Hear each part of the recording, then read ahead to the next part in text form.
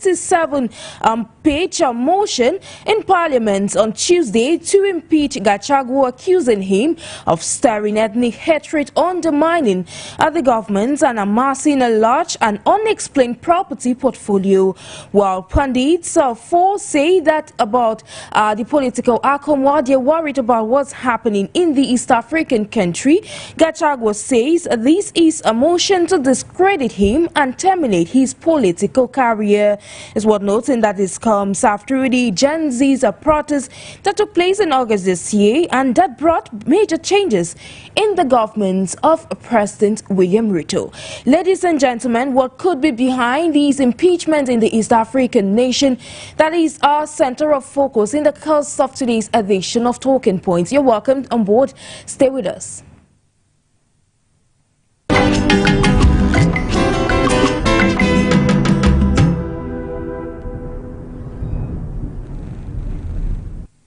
It's a new day, ladies and gentlemen. Thank you for trusting For You Media Africa, for serving you with informative updates coming in from the African continent and beyond. And of course, in today's edition of Talking Points, we focus on the East African country of Kenya, where of course political tensions have been growing between the incumbent leader William Samuel Ruto as well as his deputy president Rigathi Gachagua, as far as an impeachment process to bring him down is concerned. And of course, it's worth noting that while lawmakers are passing across this process, so making sure that this process goes through in the East African country, we're asking ourselves the question, what is behind this motion that has been tabled in Parliament? And of course, to discuss this very pertinent topic on the East African country this day, I'm being joined all the way from Kenya by AGERE SIGUNGA, who is a program assistant at TRIBELESS Youth Organization, joining us all the way from Kenya. Thank you immensely, sir, for joining us this day. Thank you so much. It's a pleasure to have you on board of Talking Point this afternoon. And meanwhile, I'll take you, ladies and gentlemen, to Nigeria to welcome the Executive Director of Africa Bridge Initiative in the person of Mr. OPEOLUWA TAIWO. Thank you immensely, sir, for joining us. Yeah, good afternoon. Good to be here today. Thank you. It's always a pleasure having you on Talking Point. Meanwhile, out of the African continent, we're being joined by Dr. Stanley FONGOD, PAN-AFRICANIST, as well as an economist. Thank you immensely, Dr. FONGOD, for joining us. Thank you so much, Sharon, for having me, and thank my co-panelists for joining in as well. Meanwhile, while we are getting ready to debut the discussion this day, we shall welcome or listen to this excerpt carefully selected by the NJIX of For You Media Africa, where a member of parliament who tabled the motion in parliament had to say as far as the impeachment process against Kenya's deputy president is concerned. Let's have a listen. I will also specifically demonstrate that the person of the deputy president has committed the offense of gross misconduct in the manner of insubordination, insubordinating the presidency and the Kenyan state. The Kenyan state is our soul, and if you insubordinate the state, you are not worth being a state officer. And that was Honorable Mustuse Mwengi, who was speaking in Parliament. Now, to debut this conversation this day with you, Mr. AGERE, you listened to that excerpt, and of course, you are in Kenya, you know what's happening. Could you enlighten our audience of what's happening on ground as far as the impeachment motion against the deputy president is concerned? Okay, thank you. This is AGERE SIGUNGA from Kenya. I'd like to start by stating that Kenya right now is experiencing a great political tension, and the country is not at ease because people have been balkanized along the tribal lines, championing trumpets of war because people who are inclined from the deputy president backyard, which is from the mountain, he always talks about Murima. Murima in Kenya means mountain. So he's inclined to the mountain, and people from mountain are right now coming out in numbers, trying to balkanize themselves and say that, you know, our own is now being fought against, and we have to unite back unite with him and stand with him. Yet you'd find that there are MPs drawn from his backyard that are against this process, or are not for him, because they equally stand a chance that if the deputy president falls, they may get into the ring for the position of a deputy president. And that is what our country is currently battling with. And it's so much. I'd say that it's more of like our deputy presidents look more of a cornered and outfoxed, outnumbered, given a chance to defend himself. He'll be given a chance to defend himself on Tuesday. But then all this, where does it take us to? Because we are this is just a country that was recently having troubles when it came to the finance bill, where everybody came out in large numbers to oppose the bill that was tabled by the ruling party, which deputy president is part and parcel of. Yet it seems they have been in loggerhead with his boss, and right now they are trying to, the boss is against him, and he's also out there talking loud that is the only person who can save him is his boss, who can tell the MPs to stop the process. But then right now it seems like they are all out championing and trying to prove who is beyond or who is above who.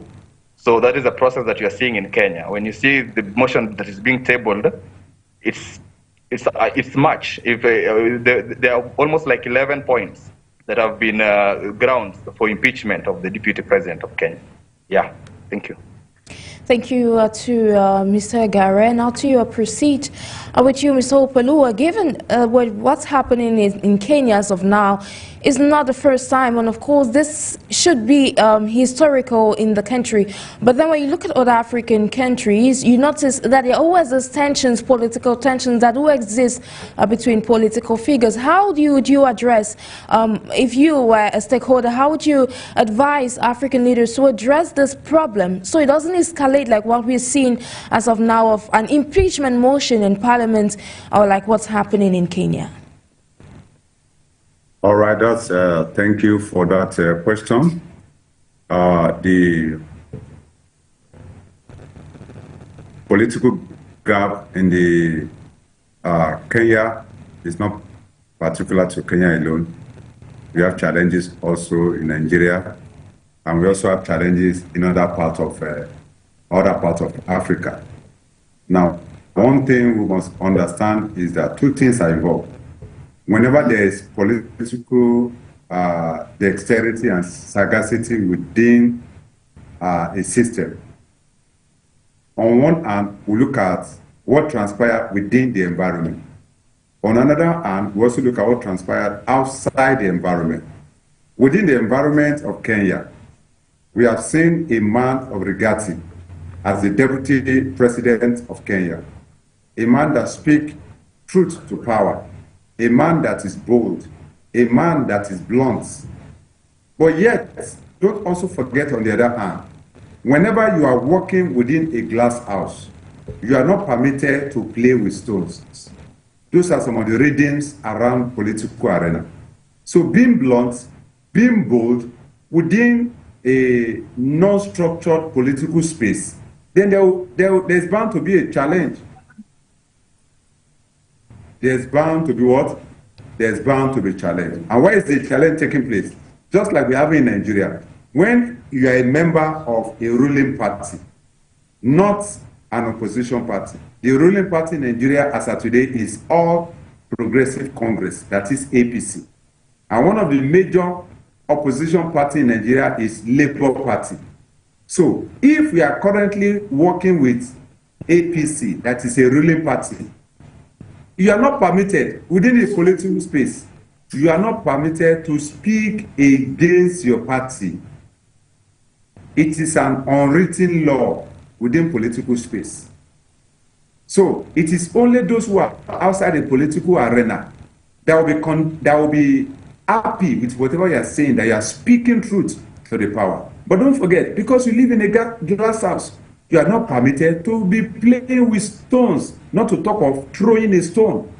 So what has transpired for Mr. Rigathi in Kenya today is working within a glass house, yet he's playing with a stone, at the same time, is also throwing a stone within that same glass house. So there is bound to be political gap as a result of his what?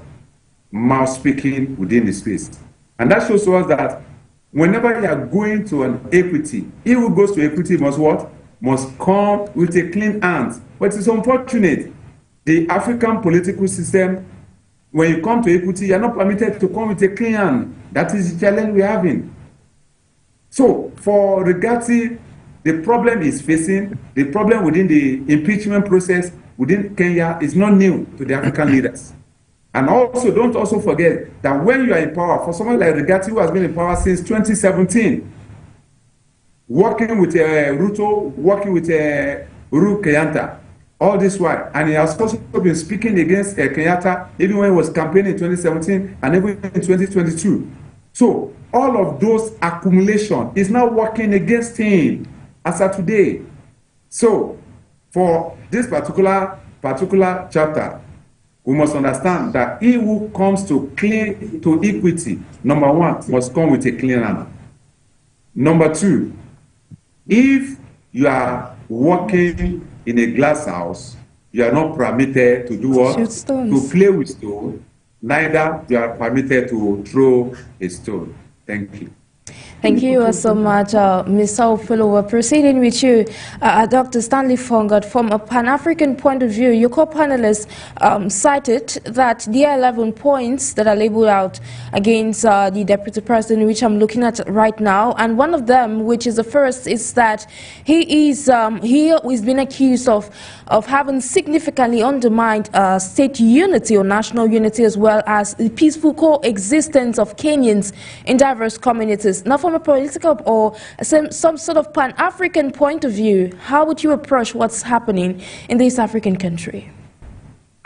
I think we need to begin to ask one of the questions that is quite fundamental to any community or society, especially when we invoke the tenets of democracy, and that is the idea of free speech. It's free speech protected under Kenyan Constitution. Is there anything that states that free speech is protected? Obviously, I think Article 33 of the Kenyan Constitution states that that free speech is protected under Kenyan law.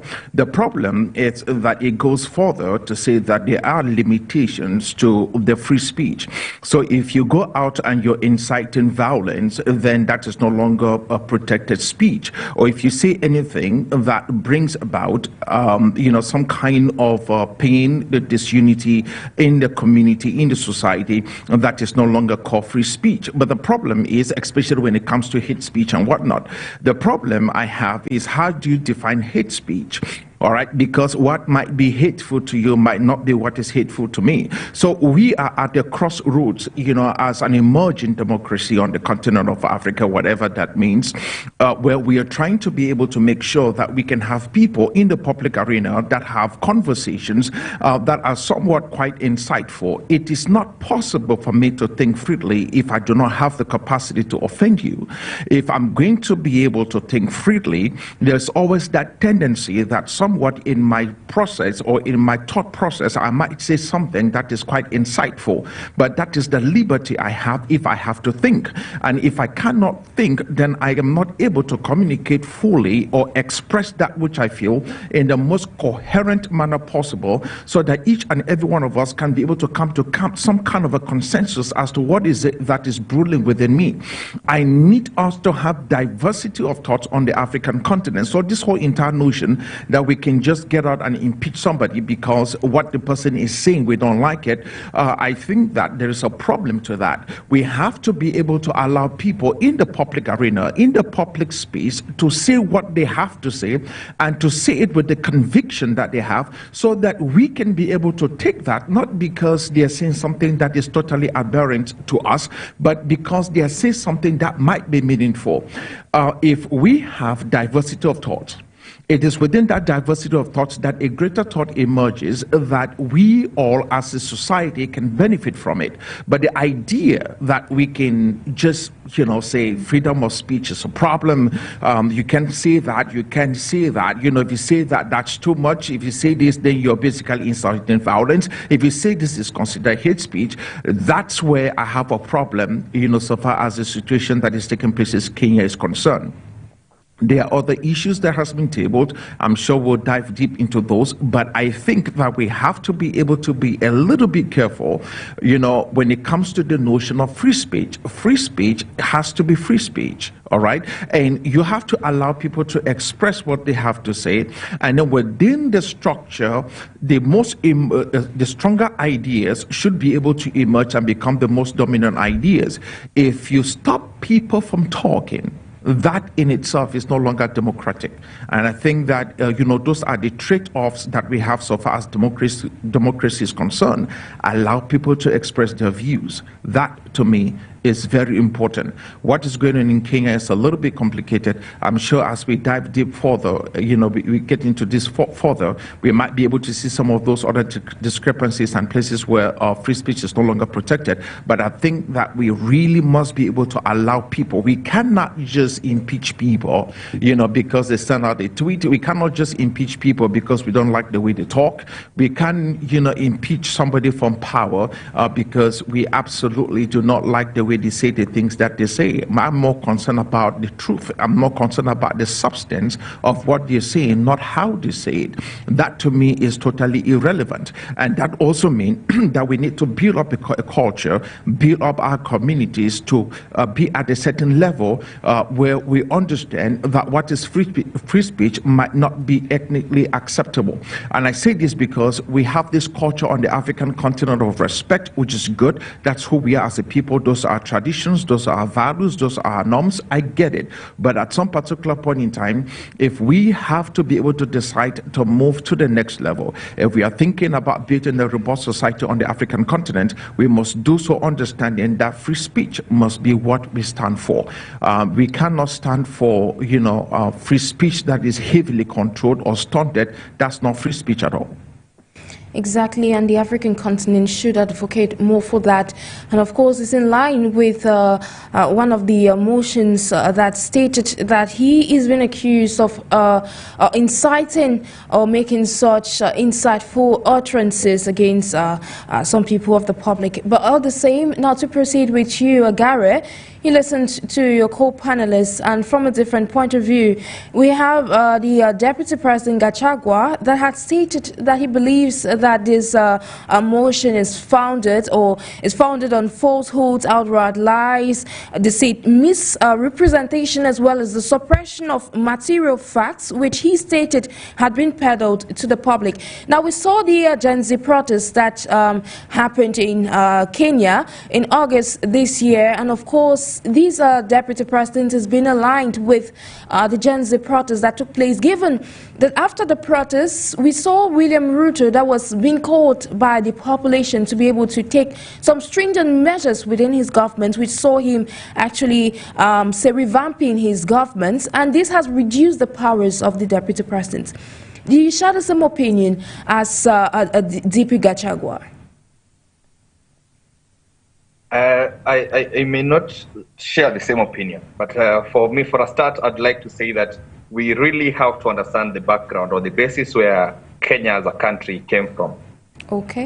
There's so much that has evolved in the country because we had, even after the colonial period, we came up with a new constitution dispensation, which the 2010 constitution, which rose up or came up because of generally the 2007, 2008 post-election violence that the country experienced.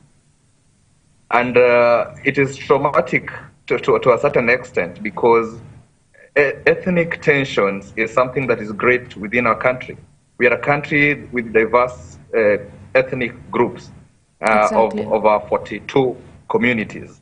So when my fellow panelists may have dismissed them as just some mere sentimental allegations, but then the significance that it plays or it weighs to the country is far much detrimental because It reminds us of where we came from.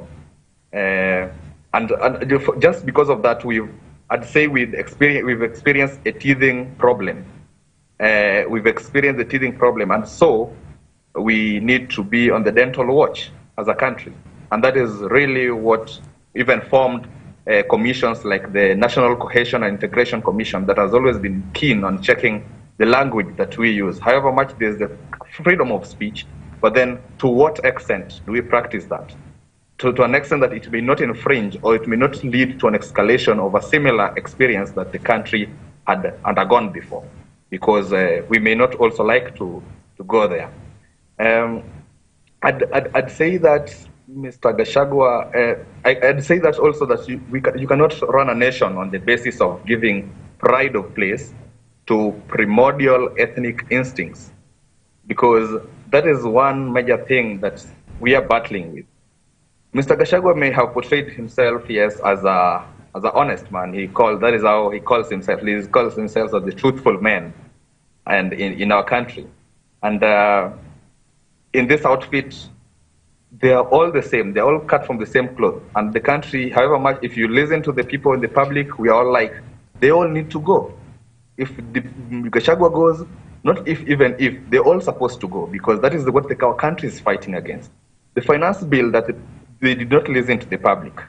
However much, even, yes, Mr. Gachagua, in some pronouncements he had made earlier that he supported the Gen Z, he informed the state to also give a listening ear to the Gen Z, yeah. Which, yeah, but then over such, right now, even the allegations that we have in this, that has been tabled, petition that has been tabled for his impeachment or the motion, over 11 counts, they're all the same. Even the president himself, when you go to about the tribal, in fact, the biggest tribalistic man in this process is even the president himself.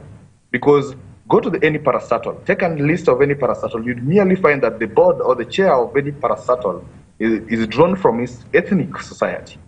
And that is one of the things that the Gen Z's revolt was all about. They were championing that we need to have integrity in whatever we do. However much Mr. Ruto revamped his cabinet, it was not supposed to stop there. The things that Gen Zs were asking was about reduce the number. The number is so much because there are some even roles that have been duplicated in those other offices that are not necessary for the nation. Yes. Because we need to live in our budget, which the president has always constantly mentioned. We talked about integrity because that is generally it was about integrity in whatever we do. Cut the clothes to the size. That is what, because when we want reforms in the country, when the Gen Zs are asking for reforms, both of them, they don't listen. That is when you'll always be told, because when we talk about, yes, ethnic bigotry, where the president also makes this kind of appointments drawn from a specific tribe, the deputy president also calls a state. In terms of the state, you call it more of a corporation. Where that is one of the allegations that has been tabled. It's not more of an allegation because he always states it, that the country is like a shareholding. It's like a shareholding company. That those who voted for the government are the people who are entitled to service.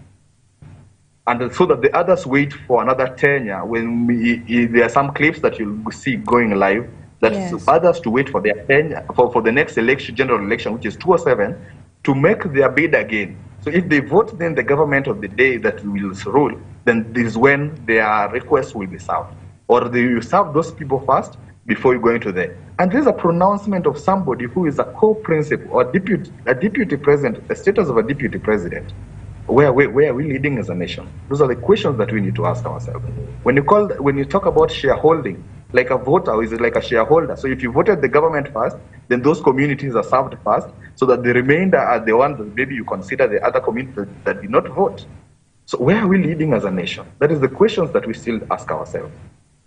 Exactly, and those remarks are actually very questionable, and that leads me to my next question. However, I'll be coming back to you, AGERE, for us to proceed from where you stopped. And now, moving forward with you, Mr. OPEOLUWA, given what's happening, what's your take on this issue of hate speech? Because some of the remarks might not be known, but you could consider them some sort of, items of hate speech. How far can Africa go with this? And of course, at the various levels, irrespective of where, stakeholders come from, irrespective of the various countries on the continent, how can we curb this issue of, hate speech or, comments coming in from key leaders that are supposed to be our front runners and supposed to lead the country, irrespective of, ethnic groups or, denominations and a host of others? All right, so that's a wonderful question. Yeah, like my co-panelist said, we're having more than 42 ethnic groups within the Kenya as a nation. For Nigeria, we're talking about over 500 languages, over 200 ethnic groups. So that means the problem in Nigeria will be more than that of Kenya, in quotes, as a result of the tribal political crisis here and there. All right, so for the Deputy President, Gachagua, one thing we must understand is that when we talk about hate speech, there can never be anything called hate speech within political space until when you have a problem with your political leader. Exactly. Most of the hate speech in Africa arise from disagreements within political gladiators. Whenever an ordinary citizen make any economic statement on Twitter, on Nextpace, on Instagram, it becomes an ordinary statement.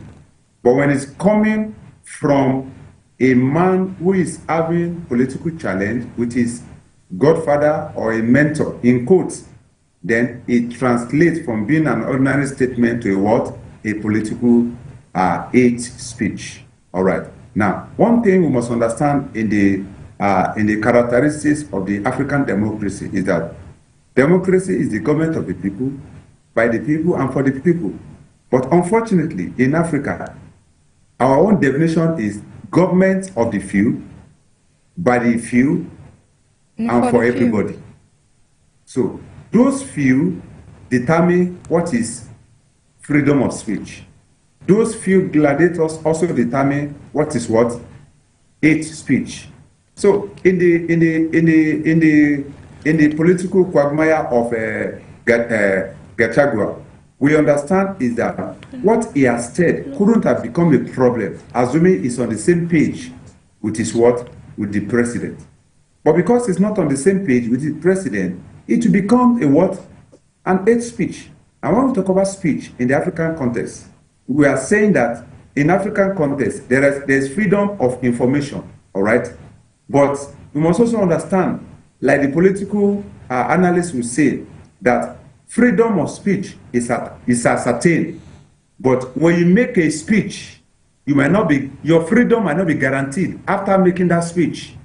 So what's not the essence of freedom of speech? So that is the challenge we're having.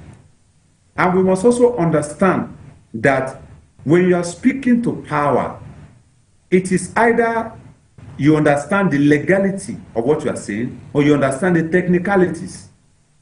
Because when you are speaking, you must also remember of which tribe are you representing in your speech. Are you representing the generality of the citizen of Kenya, or you are representing a minority in Kenya, or you are representing a majority in Kenya? So for instance, if you are coming from a minority in Kenya, whatever you say within the political space will become an hate speech. You must understand that. The same way goes for Nigeria. As of today, the man in power in Nigeria is from the southwest. So if you are from the south-south, or you are from the southeast, as of today, or you are from the northeast, whatever you are saying to the Nigerian leader as of today will become an hate speech because you are from the minority. But assuming you are from the majority that also belongs to the ruling party, everything you say will become a good speech. So there are sentiments and there are what? Technicalities within the challenges the Deputy President Gachagua is having. So we must understand the technicality in the political arena. We must also understand the legality. And don't forget also, in the judiciary of Africa, who dictates? It is the political leaders that dictate what transpires within the judiciary. In the past, the judiciary was said to be the hope of the common man. But as of today, I cannot ascertain, as I'm seated here, that the hope of the common man in Africa is the judiciary, because the judiciary is still under the pocket of the political leader as a result of what? Economic power. That is, he who gets what, when, and how determine how the resources will be shared, to whom the resources will be shared, and whoever gets the largest share determine how the economy of a nation is being governed in the 21st century. Thank you so much, Mr. OPEOLUWA. Now, over to you, Dr. FONGOD. You've listened to what your co-panelists had to say as far as, say, uncovering what's happening in Kenya is concerned. But away from that, from a different point of view, what would you say needs to be done to address this issue? Because according to Mr. OPEOLUWA, if you are in a ruling party, you're in government, whatever statements you make is not considered hate speech unless you have, say, you fall out with the ruling party or say the ruling government. So how can Africa actually come to a standpoint where we have such disparities would no longer exist? Take an example or citing the case study as what's happening in Kenya as of now. Well, those are the challenges we face on the African continent, and as long as we decide to become a little bit too sensitive to issues that we have no reason being sensitive over, we will absolutely not grow out of this phase, you know, so far as our democracy is concerned. My co-panelist was speaking about, 50 ethnic groups or 40-something, whatever the number is in Kenya. You heard my other co-panelist spoke of the fact that Nigeria has probably about 200, more than 200, it's about 250 ethnic groups in Nigeria. You have countries like the Democratic Republic of Congo with over 200. You have Uganda, you have Tanzania, you have Cameroon with over 250 different ethnic groups. If we were going to basically become that sensitive on the continent of Africa, I'm sure that there will be no space, no place for us to have any kind of peace so far as the continent is concerned. My problem is that we need to basically emerge out of where we are and forget about these tribal lines. That means nothing, all right? I understand the beauty in relationship to when you look at the country in terms of its diversity, and I rather think that it is because we are that diverse that gives us our strength. It is not because we're supposed to bring ourselves and put ourselves in some kind of a little tiny place where it's just us, as a group, as a tribe, that basically gives us our strength. I think that all of us must come together and find ways in which we communicate meaningfully, knowing mindfully well that, we're looking at what we're looking at trying to build up a consensus that build up a general country or general population for that matter. And for me, as a Pan-African, a continental wide growth so far as our politics and policies are concerned. The reality is that if you look at whatever what is considered to be the main primary problem so far as the case going on in Kenya right now, I think the very first thing that is listed on that document is the issue about gross violation of the Constitution. And so the idea that if you look at precisely what is it that they are quoting, that is that gross violation of the Constitution, there's absolutely nothing that is being said. I'm trying to figure out what precisely is this particular issue.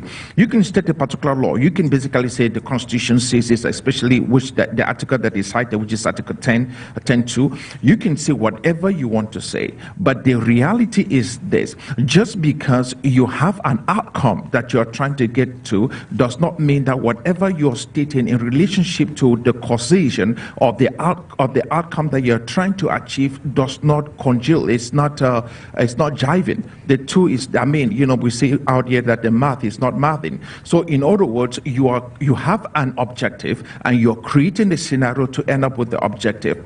Am I in support of some of the things that the Deputy President have said? No. I'm not in support of it, because I think that some of that stuff might just be a little bit too much. But does he has the right to say it? Yes, he has the right to say whatever stuff that he wants to say. That's the beauty about free speech. Now, should we be able to say we are getting him out of office because he said that? I don't think so. I think that that is where election comes in. That's why we have the electoral process. As much as we say he could not interfere with the judiciary, which is something that he tried to do by basically saying he does not like a particular judge and he was thinking about unseating that judge, that does not mean that that is hate speech. That is actually protected speech. He has the right to be able to say, I do not like this particular judge, I don't like the way things are. That's a separate part of the government from his own perspective, but he has the right to be able to say, what this person is doing is absolutely not good. I don't believe in what he's saying, and that speech is protected. When he begins to call for violence, when he calls for people to pick up arms, when he calls for people to basically topple the government, then that in itself is no longer protected speech. We have to fully understand this. Otherwise, we live in a country or in a community that is too sensitive that you see someone who is doing something that is absolutely wrong, and you have what it takes to be able to bring the necessary corrections. You have what it takes for you to say what you believe to be true, but you are afraid to say it because somebody might unseat you. Because obviously you're looking at the fact that whatever you say will be considered hate speech or will be considered a gross violation of the Constitution. And you're asking yourself, what are we violating? I think that time has come for us to be able to, take criticisms on the African continent and be able to stand in the place and answer for the things that we have said.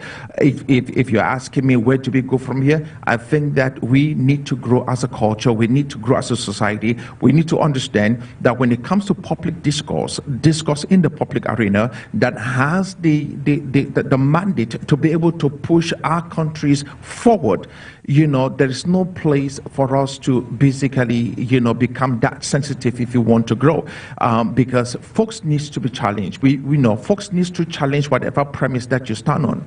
Whatever it is that you believe, the only way we fully understand if that thing holds sway, if somebody basically steps up and challenge it. The reason why we develop as a community, we develop as a civilization, is because people ask questions that basically goes against the status quo.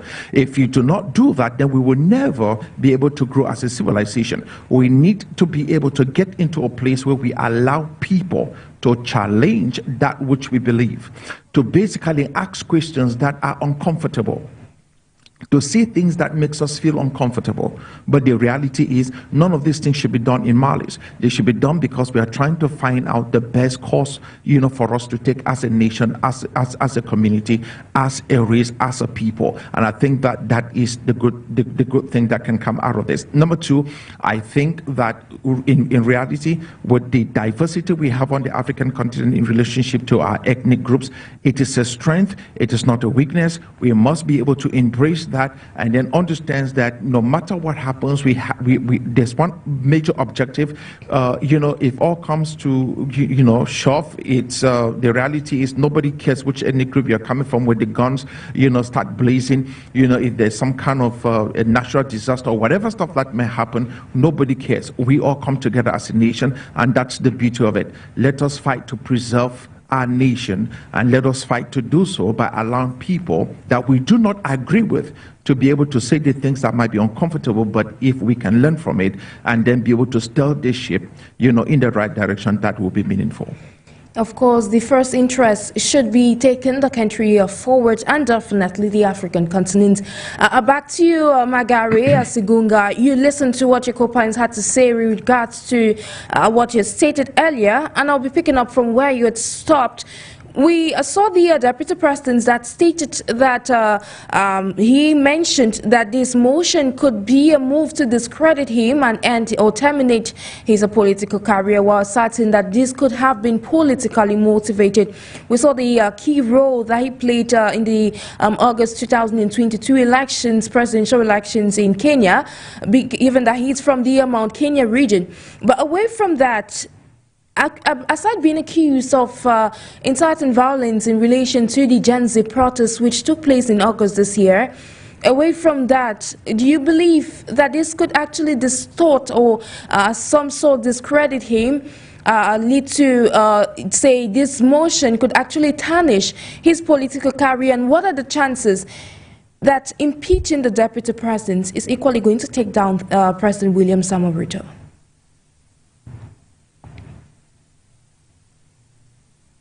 I'd say that when it comes to politics, all these things are politically motivated. Gachagua has just found himself on the bad side of politics right now, as it comes out. But I'd say that its relation with the president. Remember how the political outfit came out to be when we were approaching the 2022 elections. He was early an MP. Before he has been in government ever since, and then he has served in all these outfits. But then this time round, it was just immediately after the Gen Z's affair that brought out their differences with the president. In some other instances, you'd say that they had a cold relationship between the two, even in the manner by which he was appointed to become the deputy president. You'd say that it was not, it was out of being in the cold, and there was a lot that happened for him to be a deputy president. Just imagine rising from a member of parliament. And I'd say it's not easy for him at this particular moment. He has put effort. My co-panelist has insisted, I'd say he insisted that these things that we are talking about, Gachagua is just, when it comes to matters concerning hate speech, he had just maybe mentioned it because it's a tool that is being used against him because of a state affair, the state-sponsored scheme. We accept, yes, it is a state-sponsored scheme. The way, if you see how the motions has been tabled, everything, the way the outfits, the way they are properly planned and running is so fast, it's something that it's politically motivated. But you'd say sentiments where he wants to, this scheme is meant to discredit his name. I'd say as well, yes, because to the benefit, I'd still give him benefit of doubt. The country somehow is giving him also a benefit of doubt, because all the sentiments, that all the things that he has been accused of, who among the MPs or the political class has not done them before? When you talk about even the case that that's being mentioned, one of the charges is about an abuse of the independence of judiciary. But even the very year, the president made a pronouncement, wholesomely accusing judiciary of being a corrupt entity. He had, yes, for him, he had a personal altercation with the Justice Esther Maina on the Fletcher 200 million shillings business deal that happened, and it was made as if to appear to be a proceeds of corruption. And then he went out and backlashed on him. Political class have always backlashed on the judiciary. Even the president, by this time, on the corruption of the judges this year when he made it. But then, does this mean that for the deputy president, sometimes, for this may have gone to be a greater cause, because this time around, for this one, he accused the chief, he accused the judge, and then he said that it seems to be more of like a false threaten the judge to bring actions against the said judge. But you also know about law, the legalese, or the language of legalese, where they say he who alleges must approve, and for that he'll be expected to approve, to prove that in the court, in the judicial process that is happening during his impeachment motion. So I'd say that, however much the buck still stops with the president, the political class, but then the charges themselves, if you look at them, they are more weak, and they look like it's just a scheme that has been channeled to destroy his name, and also just for him to get out of the political class, because it seems to be he's an hindrance to some other people. But then, however much, he's still not clean. The public outcry is that they all need to go home. the president and the deputy, all of them are to go home. That is the stand of the people, the nation right now. There's the stand of the Gen Z. If you go to the social media, you'll still find the same. Yes, that's my take. Exactly, and of course it should be, like I mentioned, I will just reiterate on that, it should be in the best interest of the Kenyans and of course of the country. Now, away from that, I would like to stay with you, AGERE. A lawyer from Nairobi stated on X just a couple of hours ago that the impeachment is not strategically viable. He went ahead citing that when you consider the political and legal ramifications involved in this impeachment against the deputy presidents, such a process that whatever the process that it could trigger, he stated that the impeachment should be before grave cases and not just on cases like what the document stated. And when you look at the points that are levied against the deputy president, do you share some idea that this is some sort of strategy to bring him out of the political scene, like you said earlier? Yes, of course. The consequences of an impeachment is to get you outside a political outfit. This has happened immediately after the Gen Z affair. There was the opposition government, Raila Amolo Odinga, who joined the government, and it led, because this one is now seen when it comes to the appointments that were made by the president after he nullified, he like sort of sacked the whole cabinet secretary. The public requested the president, the Gen Z requested the president to do away with the cabinet secretary, reorganize and put his house in order. But then we came back to see he still brought some of them back to the cabinet positions, and also borrowed some under the name of broad-based government. At first, this was a Kenya Kwanza government. The political opposition leader ran in a different outfit. In the president's words, he had mentioned earlier, he stated during even the campaign, after even winning the election, that he'll never invite Raila Amolo Odinga to work with him in the very government. So when Raila Amolo Odinga, after the Gen Z protests, when things were not coming down and the president lacked legitimacy, because you can all remember that the public broke into the parliament, the National Assembly, and broke everything. In fact, they took back the power that they had under the article, the supremacy of the constitution, or under supremacy of the constitution. The power belongs to the people, and the people took it back when they went and broke inside the parliament, and then they took it back. So the president was just seeking legitimacy, but for him to survive politically, he had to go for the opposition leader to save him from the consequences. Under which, after that, he brought a few of this political outfit to the government, leaving Gachagua. Maybe things would have shaken him a bit, because the very thing had happened within the previous government. With if you remember Raila Amolo Odinga working with Uhuru Kenyatta, President Uhuru Kenyatta, and that is what the very consequences the deputy president suffered.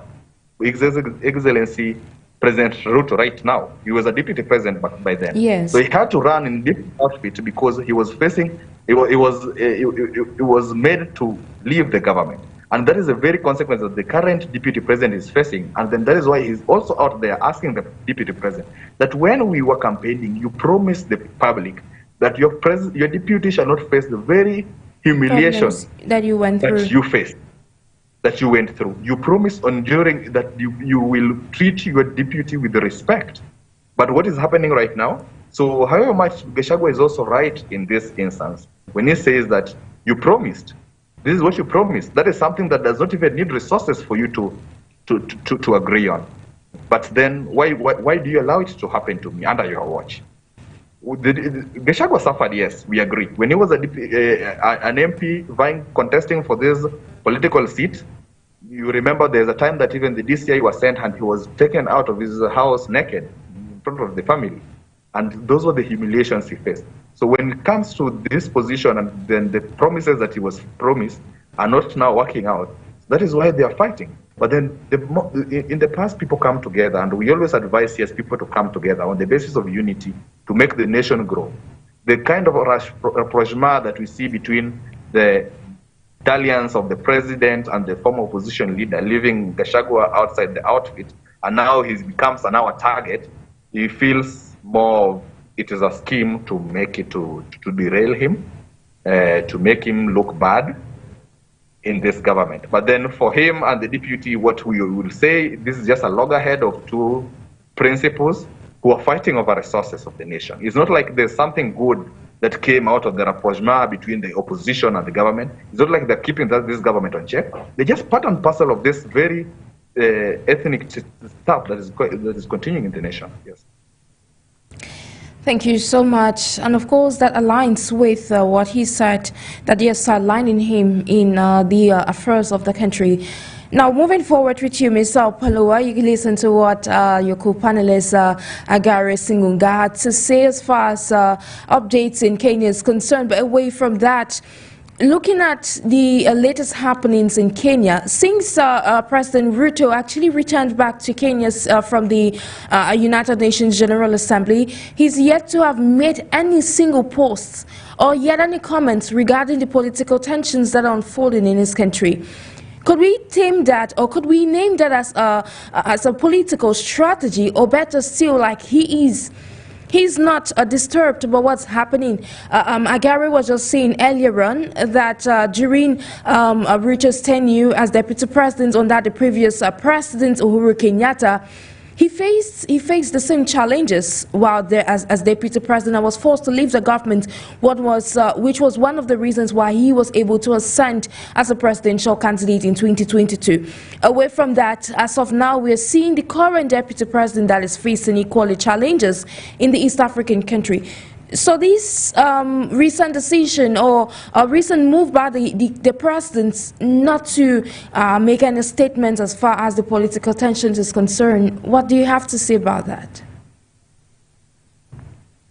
All right, so if President Ruto in the past, as a former deputy president, had this same challenge with his own president, having to survive and to succeed the president, now his own deputy, Gachagua, is also having the same challenge. Now, this particular challenge will be having two phases. The first phase is from the silence of the Mr. President. And the reason why he has to be silenced is best known to him. The second phase is on the angle of the citizen. And that is why he must understand that if there is already a political tension, and I, as the president, I've gone to the United Nations General Assembly, coming back to make the tension, the first thing is not to make any statements. Because whatever you make will either make you to continue to be in power, or whatever statement you make might end up doing what? Fueling the crisis in the system, and you might be removed by the people.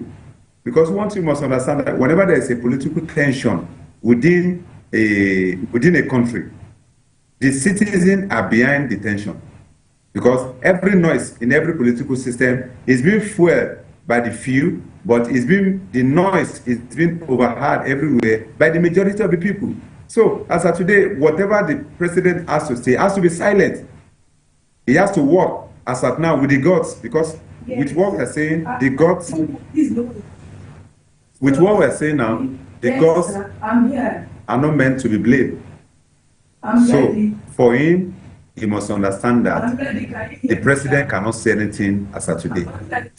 He has to wait for the decision of the people. Thank you. Thank you to Mr. OPEOLUWA. Dr. FONGOD, do you share the same opinion that President William Ruto should be silent as far as these ongoing political tensions is concerned, while we equally ask ourselves the question, is this some sort of political strategy?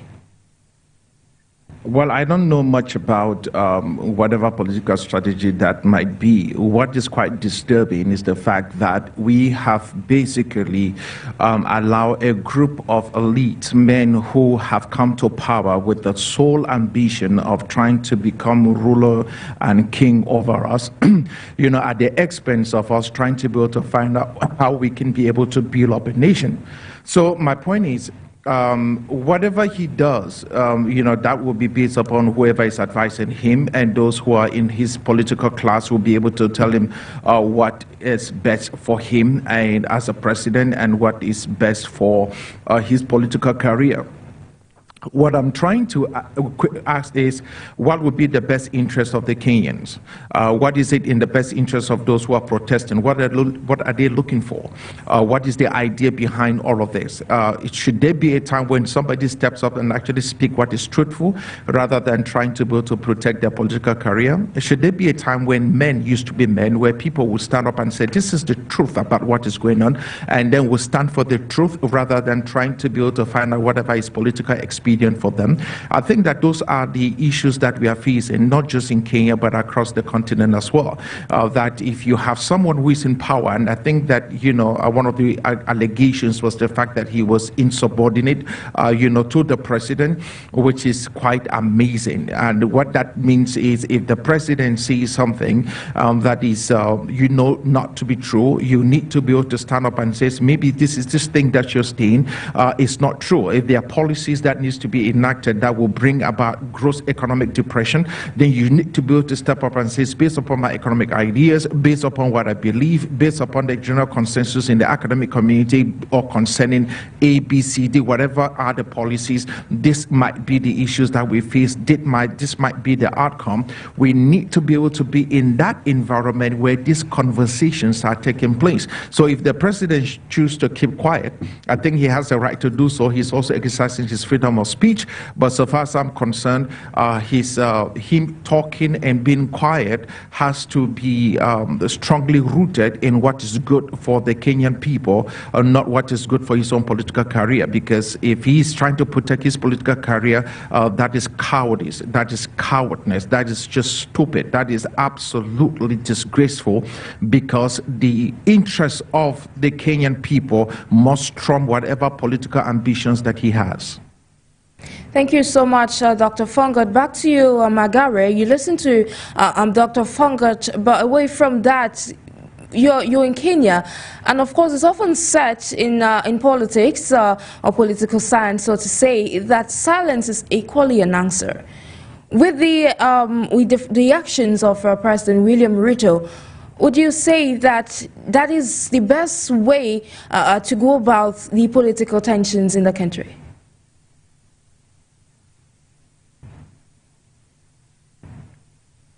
Kindly come up again. Yeah, I was saying that actually silence is equally an answer when you go down in politics. And like your co-panelists stated, do you believe that William Ruto, or President William Ruto, should be silent on this matter that is actually eating up the East African country? I believe that's how somebody chooses to respond is entirely dependent on the person or the character of the person.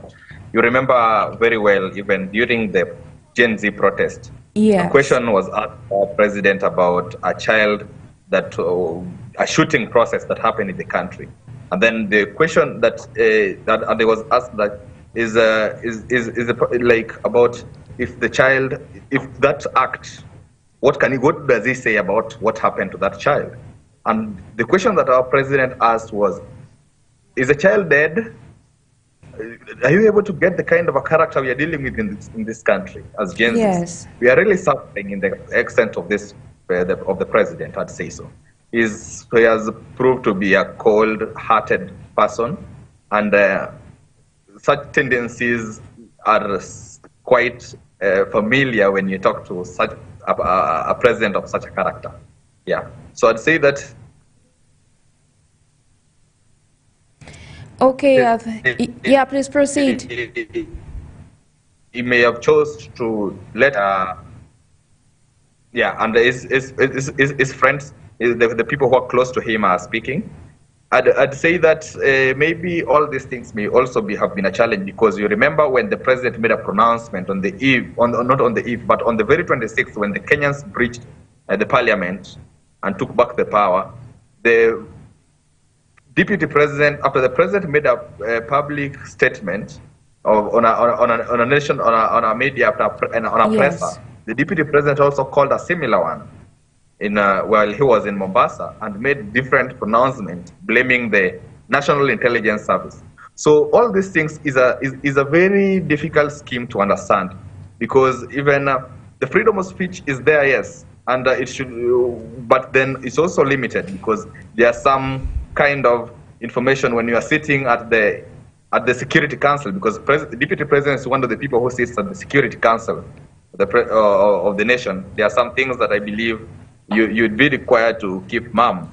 So maybe such kind of hindrances to the National Intelligence Service, because he made a scathing attacks on the intelligence service, on the persona of the Director General of the National Intelligence Service, terming him as a failure, as somebody who is struggling to understand his role, a junior officer who just rose to power and is still suffering from, I don't know, I'd not like to still reiterate it here, but such kind of sentiments may have not augured well within the political class. And those are some of the allegations or the grounds that they're using to impeach the Deputy President. So all these things, you not also go defending the Deputy President over whether he keeps mum or he speaks. But what we all know is that all these things, for it to happen, the Deputy President also stated that for impeachment to happen, then the President has a hand, and the President is the person who has authorized it to happen. And is the only person who also, again, has kind of a power to stop the MPs from tabling such a motion, because that is the agreement they have in the ruling party, that any petition or a policy or any kind of bill that is tabled in the parliament that is weighty to the nation must be approved by the top officials or organ of the ruling party. So all these things happening or has been rolled out seems to be is an approval because it has been confirmed by the Deputy President. That is, it's an approval of the President himself. So I'll say that it's more of a witch hunt, but then we don't, the public is not really like regretting. It's more like most of the people, the Gen Zs are like, let them all go. So whether he keeps quiet or not, let the deputy go, and then the next time, the next person to follow is the president who follows next. Yeah. Exactly, and that is in line with the question which is asked if it's actually going to pull down President Ruto. But ladies and gentlemen, if you're just joining us, we are discussing the latest political tensions that are simmering in the East African country of Kenya, where we're seeing the Deputy President Rigathi Gachagua, who is facing an impeachment process against him, and that was tabled to Parliament on Tuesday, is what noting that these comes at a time when the country is just recovering from the Gen Z protests that took place in August 2024. And as of yesterday, which was Thursday, October 3, 2024, we saw the Deputy President that was able to hold, or better still pause, the impeachment process against him in Parliament and the High Court. Meanwhile, ladies and gentlemen, we're discussing this with our guests this day, and we're having AGERE SIGUNGA, who is joining us all the way from Kenya, Mr. OPEOLUWA joining us all the way from Nigeria, and Dr. Stanley FONGOD.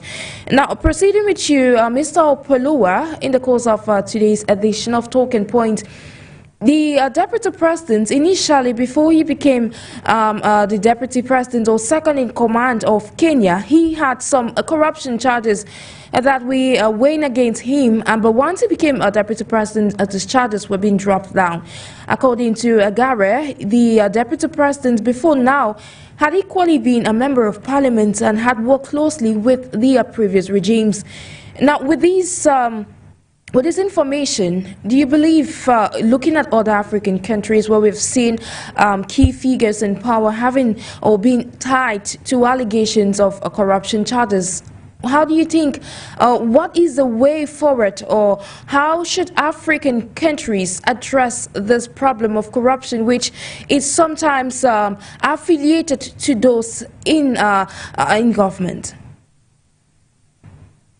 All right, thank you. So when we're having an impeachment process against a political leader, two things are involved. Number one, especially for Nigeria, the president and the vice president comes into power with one ticket.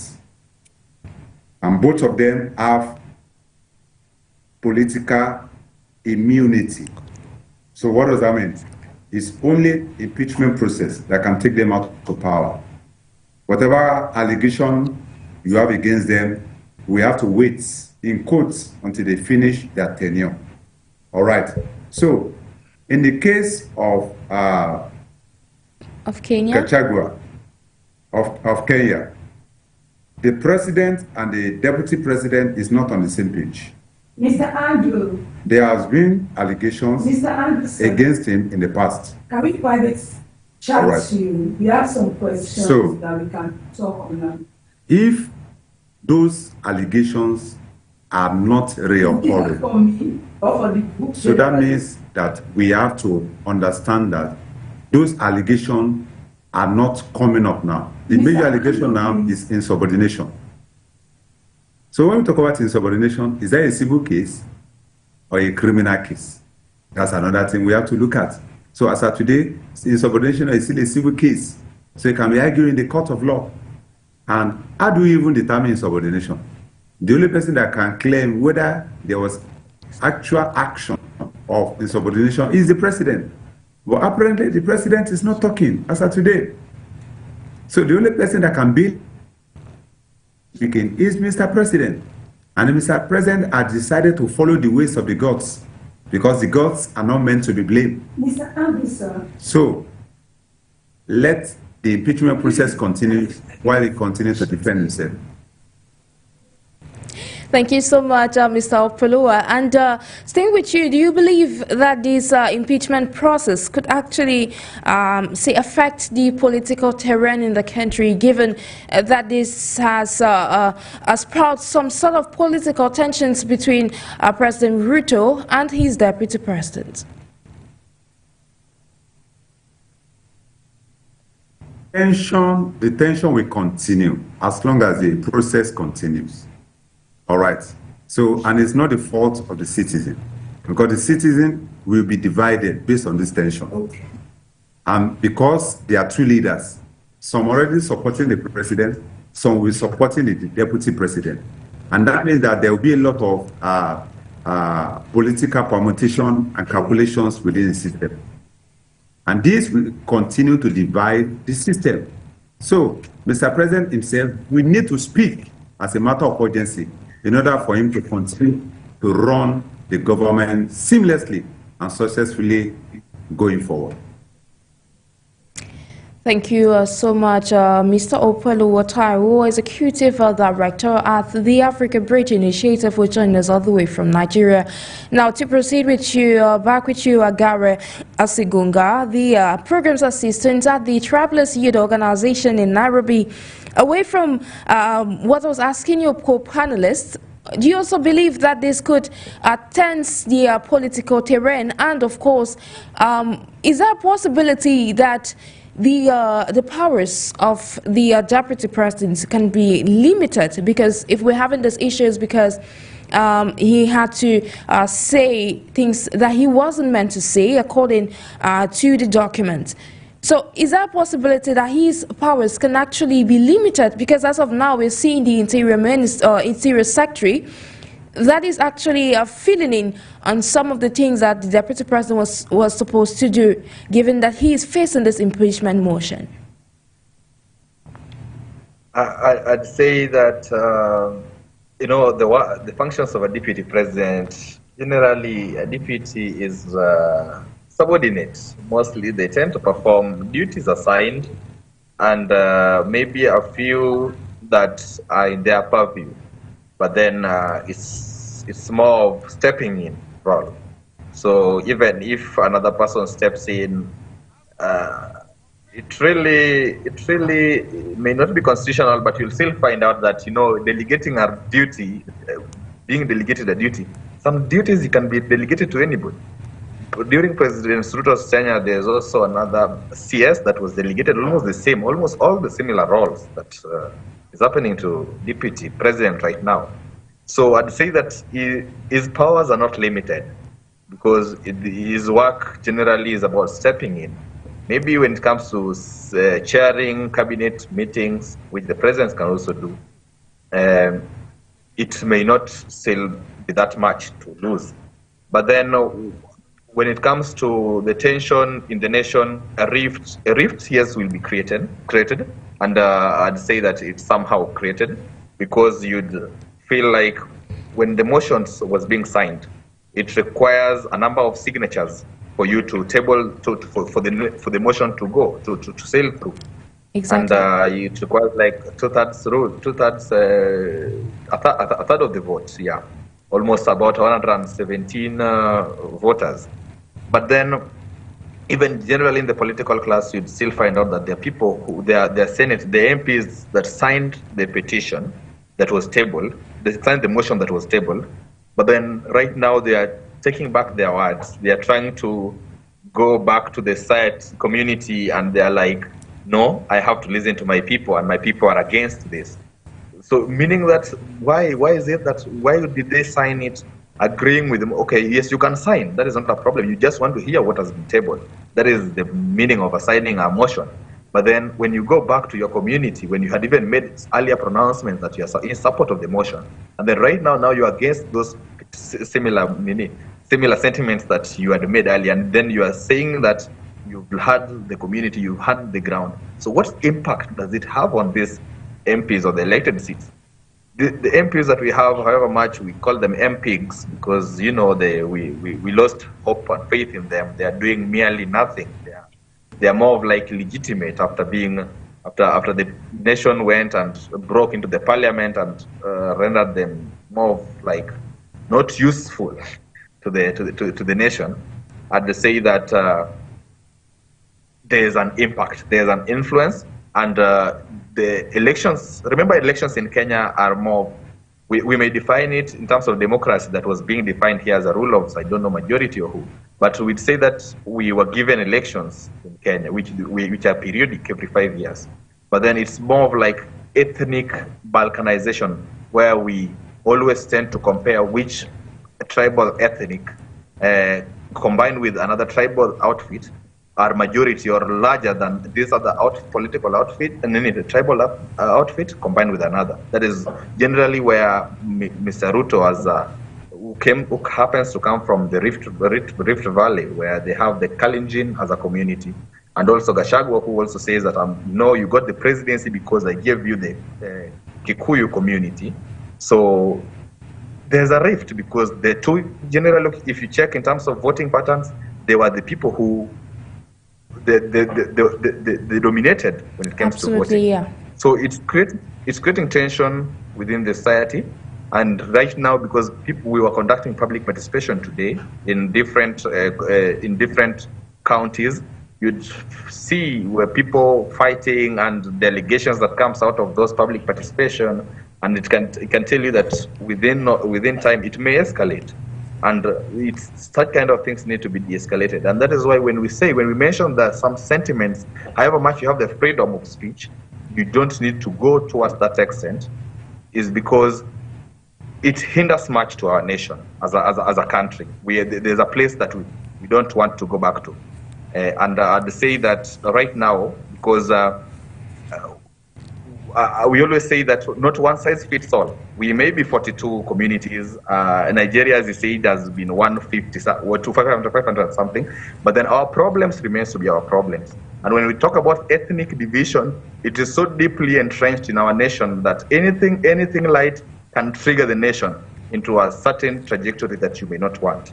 So right now, that is where we are leading. Elections are also taken so heartily in this nation, in our country, that it's not something to joke with, even however you present your words, however the sentiments you make out there. So in some, you may, yes, put it as we have the freedom of speech, but then in our country,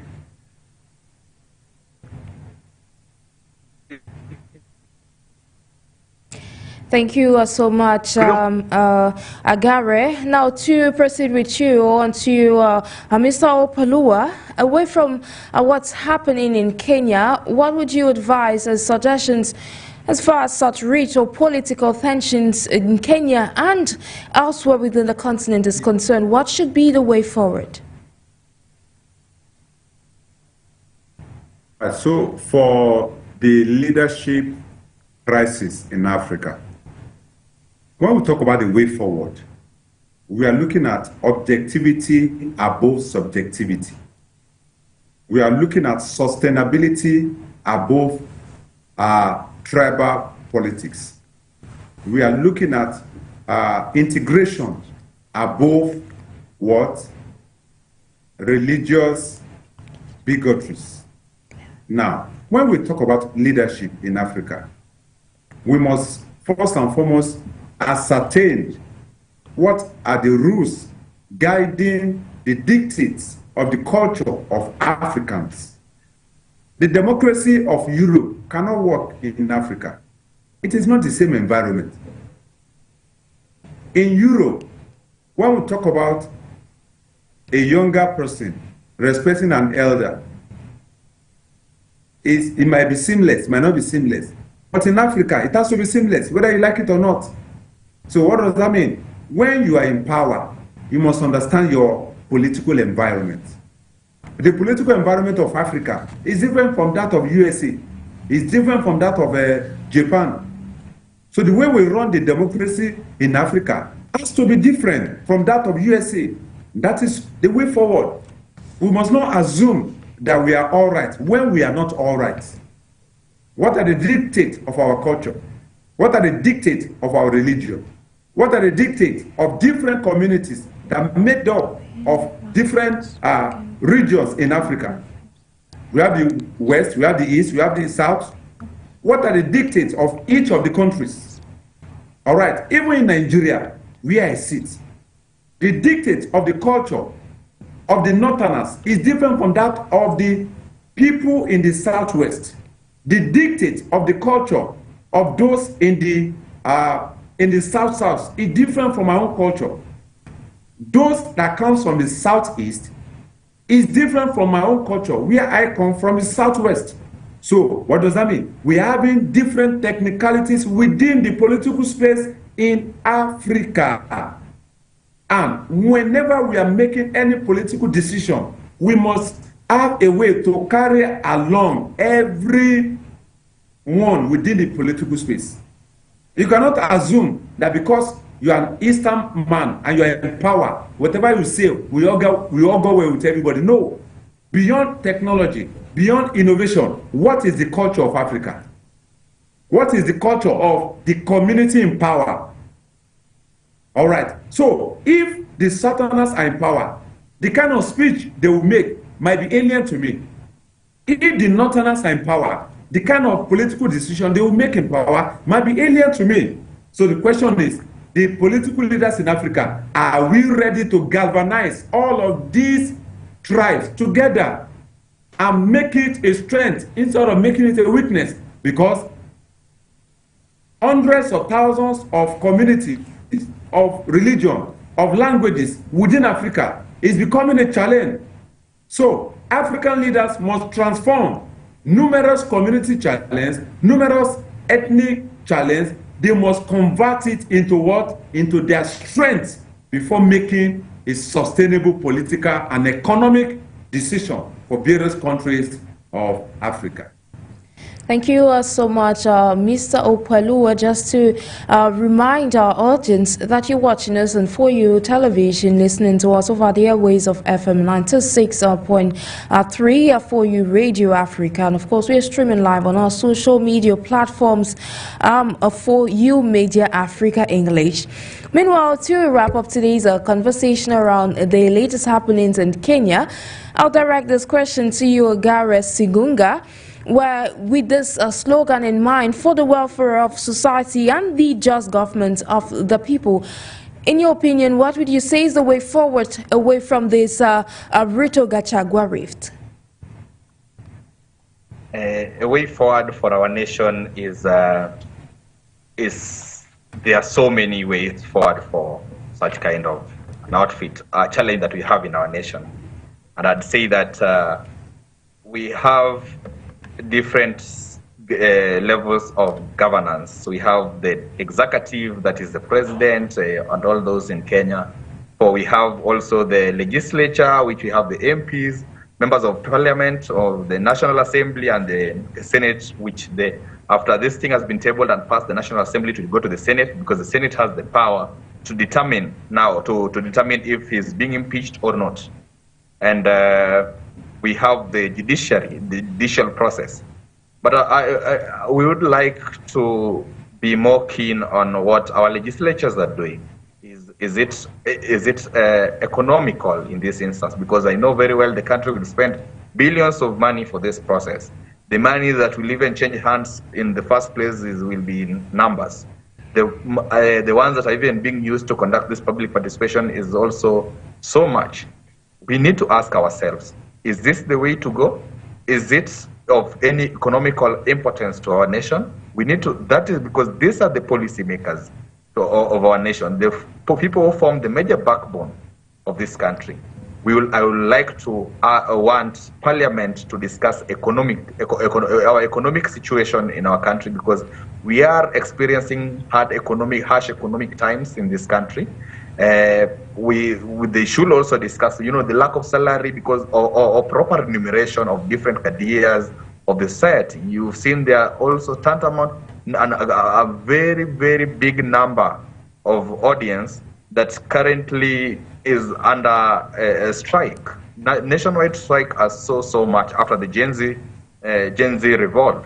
You've seen teachers in Kenya going for strike. You've seen you are seeing doctors are always constantly in streets.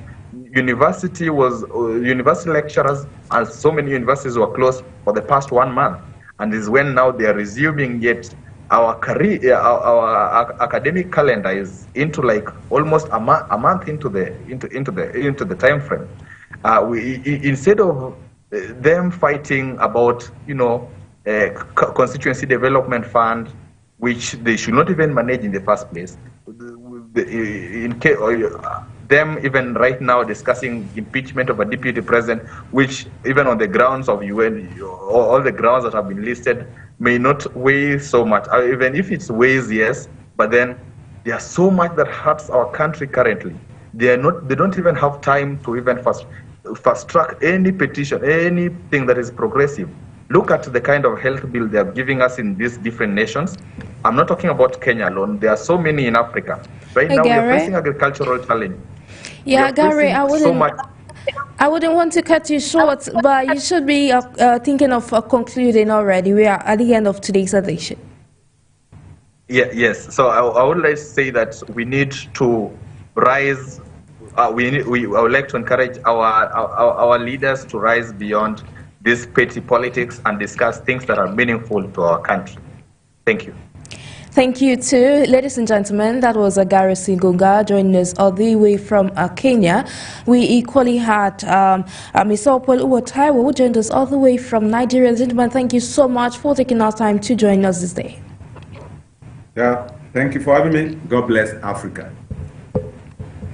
God bless Africa indeed. Meanwhile, we should reiterate before we part ways, ladies and gentlemen, that come the 5th of October, the public views a template as far as the impeachment process is concerned would be brought forward for deliberation. Meanwhile, ladies and gentlemen, we say thank you for staying through with us all through today's edition of Talking Points of our Pan-African channel. But we wouldn't go without acknowledging the quality insightful contribution of Dr. Stanley FONGOD, who took our time to be with us this day. Ladies and gentlemen, it's on that note that we shall be concluding and drawing down the curtains. I've been NJIX for presentation.